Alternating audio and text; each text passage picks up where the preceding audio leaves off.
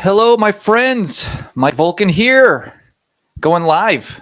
Ask me anything entrepreneur coaching. I'm going to give you guys a few more minutes to come on in to the room. There's a lot of people that should be here today, and I got a lot of good questions, actually. I'm going to pull them up.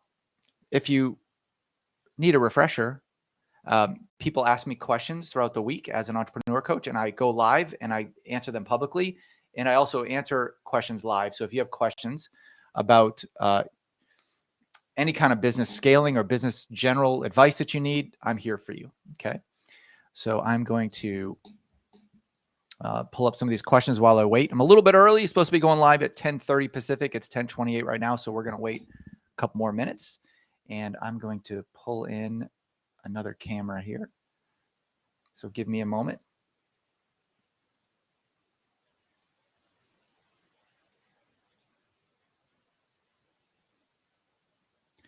Okay.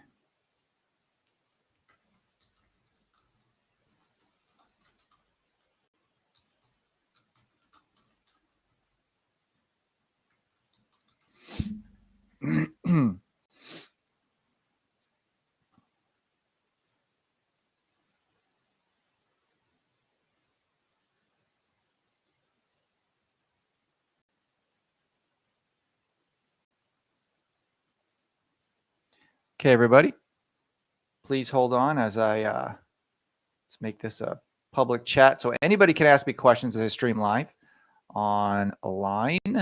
So I am live right now on YouTube, Facebook, Instagram, and Twitter.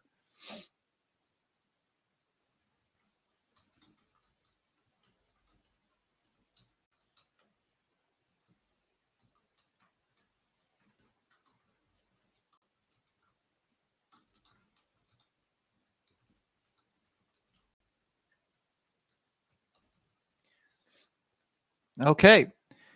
All right, everybody, we are live officially. My name is Mike Vulcan. I'm an entrepreneur coach. I run the Titan Entrepreneur Group. I've built and sold 6 of my own companies, and I do these open office hours every now and then to let entrepreneurs, consultants, freelancers, small business owners, etc., learn how to scale their company, manage their business, be more efficient, learn about the latest trends. And here, what I do is every week, I go online, streaming live, and I'll answer your questions that you have. But I'll also review questions that I've received through my inbox, email inbox, every week. So I have quite a few questions this week I want to try to get through. But if you want, go ahead and submit a comment. Any comment on YouTube, Facebook, Instagram, or Twitter will go right into my Restream feed here. Restream is a platform that I'm using to stream live, and I'll be able to talk with all of you. Let me just put a little comment here on the platform. Okay. Ask me any questions you may have about building a business. All right. Let's do this. Okay. So the first question comes in today from Sarah. She's a consultant outside of Denver. She said she's just starting out as a consultant after quitting her full-time job. She's living her best life now, working for herself, but the money is not coming in as predictably and consistently as she wants. How can I prioritize and manage my time effectively in addition to bringing in leads? That's a big question. I could talk a lot about that, but let's talk about time management. First of all, in regards to time management, what you should take on is something called calendar blocking, and then supplement that with the Pomodoro technique. Excuse me. So calendar blocking is it could get more complicated than this, and it is, but I'll tell you the very basic definition of it and how you can use it. With calendar blocking, you basically put everything on your calendar, not just appointments. Okay. So if I need to work on a paper or respond to emails or check Slack, all that will be blocked off in my calendar. That way, I'm managing my time and other people aren't prioritizing the time for me by putting time on my calendar. If I have my calendar open to 8 hours a day where people can schedule time on my calendar, then all I'm going to be in all day is appointments, and I'm not going to have time to work on anything else. So with calendar blocking, you're able to put time in your calendar for tasks that you need to get done. Okay. That will increase your effectiveness and your productivity 35, 40% right off the bat right there. Okay.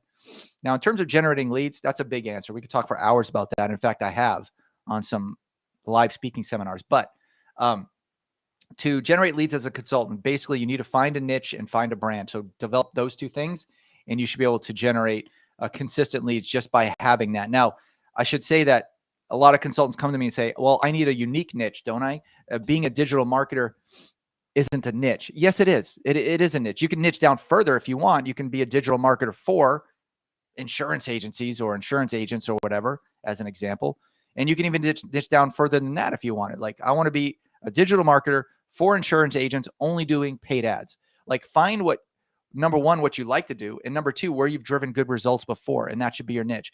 Couple that with a consistent brand, colors, fonts, messaging, all that stuff, and you are going to generate consistent leads. Just get out there and do your postings, do your live streams like I'm doing now, and just get your attention. Go do some public speaking if you feel comfortable doing that. That generates a lot of good business for me, or used to, when I used to do a lot of public speaking. Okay. I'm ready to take another question. By the way, I'm reading from questions right now that I get in my inbox, but any questions that come live to me while streaming online, those take priority.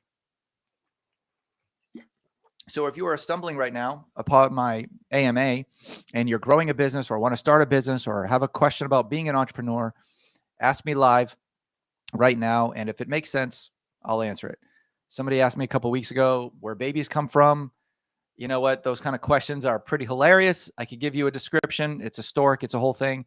But I won't need to. I'll prioritize the business related questions first. Okay. Going back to another question here. Michael, who runs an e-commerce shop out of Austin, Texas, says, my online store is struggling to gain traction.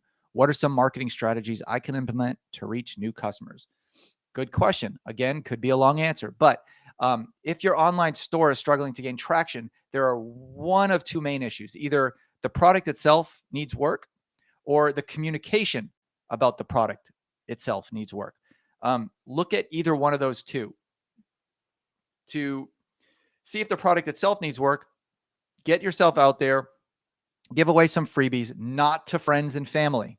Okay. When you give it away to friends and family, you're going to get, hey, this is great. I love this. You're going to do great. You're going to get a lot of cheerleading, right? Because they're your friends and family. You need unbiased reviews. So I want you to go out, post on social media. I'm giving away free of the, 50 of these for free. All I ask is that once you try it, once you drink it, once you eat it, whatever the product is, once you use it, you're going to fill out a Google form that I'm going to create and complete the survey. That will provide invaluable feedback for your product to get to where it needs to be to make it sellable. Now, once it reaches that point and it's still not making sales, you have a problem with your the way you're describing the product and converting customers once they come to your store. So look at the marketing communications, look at the product description, big one, look at the photography of the product itself. Make sure it's all very professional. And if you don't know how it should be displayed, look at some of your competitors, look at some of how Amazon does things, look at some of the best performing e-commerce shops, look at how they display their products, look at how they manage the communication of their product online, how they display it. Utilize ChatGPT, especially ChatGPT 4 right now with the custom GPTs. You can go to find a custom GPT on creating a product description. They're really good with that kind of stuff. Even Google Gemini is good with this. So lean on technology a bit and lean on people who are not your friends and family to make the product as great as it can be. Okay. Going through some more questions here.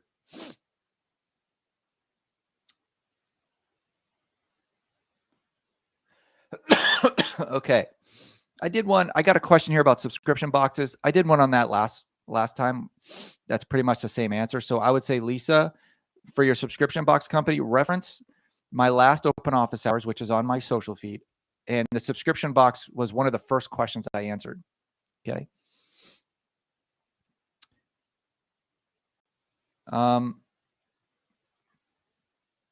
Okay, here's a good one. David has a SaaS product, which is a software as a service. He's based in Illinois, Champaign, Illinois. Cool name. We have a great product, but we're having trouble converting free trial users into paying customers. What are some strategies to improve the conversion rate? Okay, I get this a lot. Free trials are very important for SaaS products, and it's common that people, business owners and sales reps don't really monitor the conversion of free trials to paid users.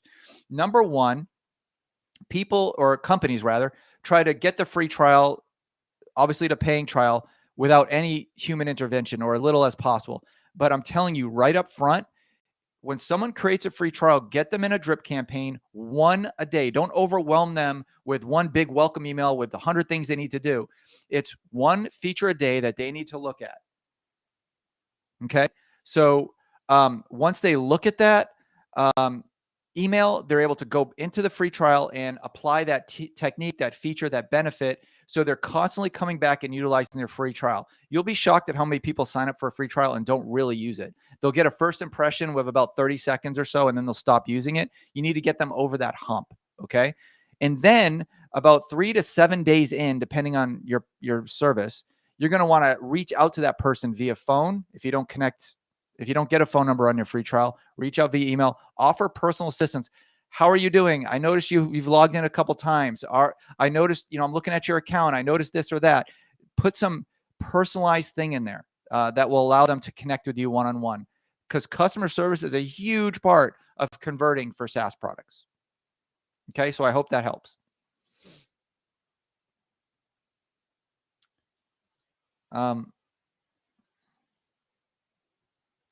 Okay, here's a good one. I've given a public talk about this in Florida, actually in Lackland, Florida. This is John. He owns a brick and mortar retail outside of Oregon. He wants to know, he has a brick and mortar store, and he wants to know, because it's increasing, there's increased competition. He wants to know how he can compete with online retailers, because that's who's competing with him. He notices, as he describes in so many words, that people are coming into the shop, they're taking pictures of the barcode or the product, and then they're leaving. So obviously they're doing research and buying online. He wants to know how he can adapt and compete in the digital age. Okay, first of all, don't be the low price leader. That's not what retail for. The benefit of retail nowadays that digital exists is that they are in the store with the ability to touch the product, feel the product, see the product. So make sure that whatever you're displaying has a freebie out there they can touch, feel, use, especially if it's technology related. Look at the Apple stores. You go in, they're all on display. You can touch them, you can pick them up. Granted, they're attached to the wall with cords, but they're able to see the product. Something that it's a benefit that will probably never exist on the online digital world. Even Meta, I mean, you can pick it up if you put on a Meta, an Oculus, whatever. There's stores now where you can pick it up, but still that's digital, right? So number one, you're local. That's a huge benefit. They can get the product today, right now, as they stand there. And number two, they're able to see, feel, and touch it right there while it's in their hand. So use that to your advantage. And if people are coming into the store and scanning it and leaving, and then possibly buying it, number one, look at the price. It may just be, I'm not saying be a low cost leader, but it may just be something to where you need to adjust your price. And also see what other benefits you can offer. Local support, local servicing, local knowledge. Go up to them and ask them, did you know this about this? Or, we offer this kind of, bring it back within 30 days if you don't like it. And think about the differences between what you have and what your competition online does not have. And you could bring that to the forefront and make sure every customer knows about it. Also, create a little bit of a digital presence yourself, a digital footprint. Tell them that if they like what they see, they can buy it online and straight from your store. And maybe there's special benefits from buying it on your store versus Amazon, for example. Okay. Hope that helps. Let me check for some questions here online. Okay, Ben from Twitter is asking me, he says a freelancer, does a very specific type of video editing and wants to know how he can grow his freelancing business over and above Upwork. Okay, so Upwork is a great platform. As you know, I'm present on Upwork. I was on the homepage for a while, do some blogs for them. So Upwork is a big part of my business, but there's also other sources of revenue out there. Okay, Ben. So as a freelancer, it's important you use multiple channels to bring in leads. Now, again, we're just talking about leads here based on your question. There's a lot of stuff to talk about growing a freelancer business. But if we're just talking about leads, what you want to do is get yourself on LinkedIn. That's probably the second biggest lead generator for me. Get yourself on LinkedIn. do a program like Dripify, some kind of software program. Use Sales Navigator, for example, and find your ideal client and start sending outreach messages. Now, the big thing about this tactic is don't go for the home run when you send these outreach messages. Don't say, "Hi, my name is Ben. I do video editing. Do you have any business for me? Do you have any work for me?" That kind of stuff. That will never get traction because people get slammed on LinkedIn for stuff like that all day long, especially business owners. You want to tell them something specific about their company. Hey, my name's Ben. I'm a video editor. I noticed your video on YouTube could get a lot more conversions if you do this, this, and this to your top video that you have. Or I noticed this explainer video on your site isn't doing this, this, and this. I'm guaranteeing you will increase conversions 2% if you do this, or 10% or whatever. So you're coming to them with something valuable that you saw that they can improve and that you're willing to help. And then you go into the pitch later. You know what? I could tell you all about my great Upwork profile, but do you want to hop on a call and discuss real quick about how I can increase your conversions on your videos 10% in the next month? That's a sales pitch that will get you some attention. Okay. Let's go on to some of the preset questions that I have. By the way, if you're just joining me, my name is Mike Volkan. I am an entrepreneur coach, and I answer questions live online twice a month about growing your business, scaling your business, same thing, refining your business, making you more productive as an entrepreneur, telling you about new tools, tips, tactics, and techniques, being an entrepreneur. So I'm happy to answer any questions you have live. Oh, here's one that's near and dear to my heart. Daniel is a professional photographer out of San Francisco, near where I am. He wants to know, as a professional photographer, how can I expand my business? Sometimes I feel like I'm shouting on an empty room on social media. What strategies can I use to reach new clients and book more gigs? Okay, when you say book more gigs, it sounds like you're a wedding photographer, but nonetheless, let's talk about getting attention online as a photographer. The reason why this is near and dear to my heart is because my girlfriend, Susie, is also a professional photographer. Susie Esther Haas, she does baby animals. So she goes on safaris. She posts pictures of baby animals. She goes deep into the wild, extreme type stuff, very dedicated to her work, and has a big audience. She's an influencer amongst herself. And the number one thing that she's done over the years to grab a lot of attention, and I mean, a lot of attention. I mean, she's been on the cover of Time magazine. She's written dozens of books.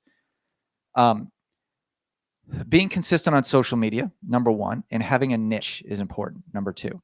Okay. So being consistent on social media means posting every day, at least once a day. And on some platforms, twice a day or more. Showcasing your expertise and hashtagging right and putting descriptions around them. Making the photos enticing and engaging and asking people what they think about the photos and other questions. So you get those replies and those comments in your feed on social media. That makes you that much more viral on social media, is to get people to comment on your post. Okay. So there's that, Daniel. And then in regards to professional photography, booking gigs, you can use third-party platforms. I mean, there's a lot of platforms out there. I think one is called Gig Salad. But if you are, in fact, a wedding photographer looking to book gigs, you get yourself out there and build out your profile as much as possible. Utilize Google business pages rather, and then build out that profile as much as you can with all the videos and photos and information they need to make your profile look full. That will establish a good digital footprint for you. Okay. Oh, here's a good one. Someone from Toronto, Canada, Isabella, wants to know, she wants to start a yoga studio, and she wants to know how to create a unique selling proposition to stand out from the other studios in the city. That is really cool. And relevant, because I was kind of looking at a YouTube video the other day, a channel that was specifically designed for yoga for men. So creating, and just by the way, if you niche down, it doesn't necessarily mean you're going to lose out on business elsewise. So it doesn't mean that only men, if you open a yoga studio for men, it doesn't mean that only men are going to join. It just means that you're going to be opening your eyes, or the men's eyes, more to the concept of yoga for men. And that's just one niche I'm referring to. So number one, to create a unique selling proposition or niche for your yoga studio, in this case, you said unique selling proposition. I think you meant niche, but nonetheless, you want to think about the type of customers you want to bring in. It may be men, it may be experts, it may be beginners, but think about who you want to help with yoga the most, and then create the niche around that. So your passion has to align with your niche, or you're just going to be buying yourself another job if you don't like what you do. Other than a good location, I think a catchy title and a nice little niche will make you successful, in addition to a clean place to do yoga. And also, it doesn't have to be a specific niche. For your yoga studio, it could be that you're open 24/7, or that you cater to the busy working crowd, that you do lunchtime yoga or something. Okay.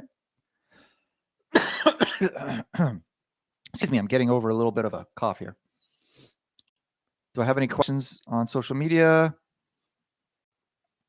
Okay. Just go into my LinkedIn feed real quick.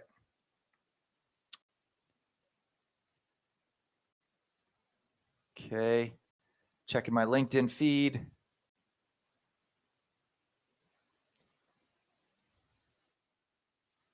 I'm not seeing anything right now. Okay. So let me continue on. I'll take a couple more questions here.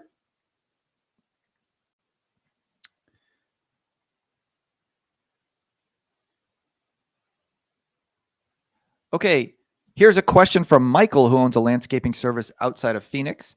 My landscaping business is seasonal. How can I generate income and keep my employees busy during the off season? All right, this is important. There's a lot of seasonal businesses out there, and I used to work with this firefighter who, if firefighting is not seasonal, but if you're a field firefighter where you work a lot in with wildfires out here in California, it is seasonal. There's a wildfire season. So there's a lot of downtime. So a lot of time with firefighters, for example, they work 4 on, 3 off, or 3 on and 4 off, depending on the department you work for. But much like that, the landscaping services are also seasonal as well. So you have seasons where there's business is bad. Now, the good thing about seasonal businesses is when they're hot, they're hot. And when they're not, when they're not going to be seasonal. For example, landscaping isn't that hot in the wintertime. So what you can do, for example, in the off season, you can either start a brand new business in a niche that is seasonal when your seasonal business is not. So if you are in the Northeast, for example, and your landscaping company doesn't get much action when it's snowing outside, you can start a snow plowing business in the winter or something. If it's not, if you don't want to do that, if you don't want to start a completely new company, and you want to do landscaping in the Northeast, for example, in the wintertime is dead, you can use it, number one, to refine your practices and make your business better. So, for example, if the wintertime is a good time for you to hire people to get ready for the busy season, to make sure you can take on as much work as you can, it's a good time to improve your technology, to make sure all your systems are scalable. It's just a good time to reset and refine your company. You can also offer, there are, indoor hydroponic, just spitballing here. Hydroponics is hot now. That's where you can grow indoors in water plants. And you can offer services like that, setting up hydroponic systems in the wintertime, getting gardening going in the wintertime, setting up grow lights, buying and setting up grow lights for companies just look behind me. I have a whole setup here with plants and grow lights. I grow vegetables and stuff. It's all in the winter. So let me reduce this back to where it was. There we go. There are things, think about what horticulturists and gardening enthusiasts do in the wintertime and just offer that as a service. Okay. Move this over. Okay. 2 more questions. I'm getting some thumbs up here on Instagram. That's cool.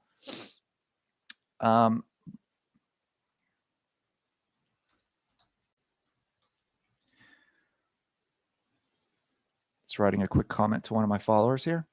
Wasn't really a question. If you're just joining me, I'm ending my session here in the next few minutes, but I'm an entrepreneur coach. I built and sold a few companies, written some books, and I spend my day helping entrepreneurs grow their company, make them more productive. So ask me any questions while I'm live. Okay.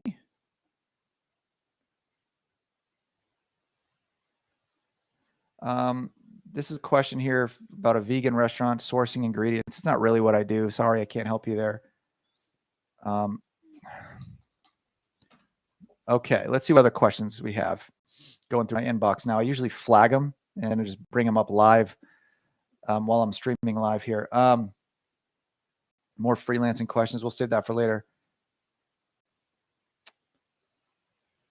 Okay, John is a life coach outside of Atlanta, and he wants to know how he can build trust and credibility with potential clients.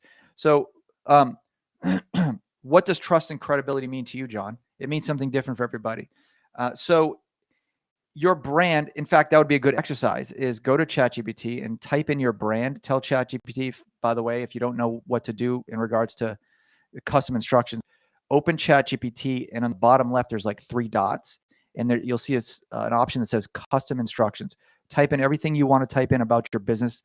Now, whenever you go to ChatGPT, ChatGPT will reference those custom instructions so it'll know who you are and what you're trying to get out of it. So go to ChatGPT, fill in the custom instructions, and ask them how to build trust and credibility as a life coach. And then ask them the definition of trust. Ask ChatGPT the definition of credibility for a life coach. And then ask them again, how do you turn that into marketing tasks and brand tasks? That is the quickest way to get an answer to your question, because you're going to get several different variations of what trust is and what credibility is. And then you can turn those into marketing tasks and sales tasks. Okay.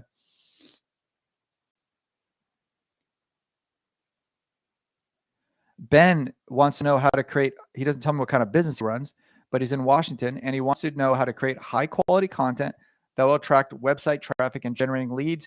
Most of the blogs he writes doesn't get any traction. Okay. This is big for any company that wants to write content, and content is king on the internet. So this is what you need to do, Ben, to find high quality content. Number one, do an SEO analysis for your industry in terms of like, and even your business on what kind of content is needed. You can use software like Ahrefs. There's also Surfer SEO. But nonetheless, when you go to those sites, you can enter in some information about your company and even your domain, and it's going to tell you what keywords you should be ranking for. You take those keywords and you create content around them. What I would do is go to Answer the Public. That's one site, but there's also other sites like that. Answer the Public. You take those keywords and it's going to tell you what questions people are asking around those keywords. Okay. So that is a great topic title generator. So let's just say it is a keyword that you're trying to rank for is, vegan food, right? Going back to the question I just had about the vegan restaurant. So the keyword you could be ranking for is vegan sour cream. Okay. So then you go to Answer the Public and you type in vegan sour cream. And then let me just make sure it's Answer the Public. Yes, it's Answer the Public. There's also Answer Socrates. Okay. Same thing. They'll give you the same results.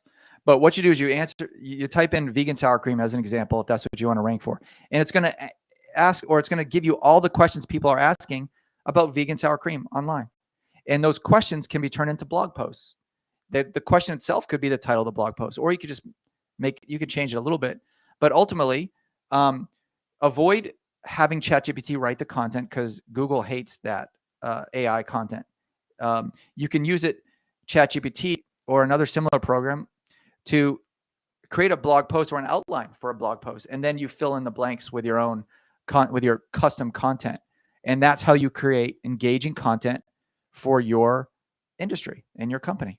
Okay. We're going to do one more question here. Oh, excuse me.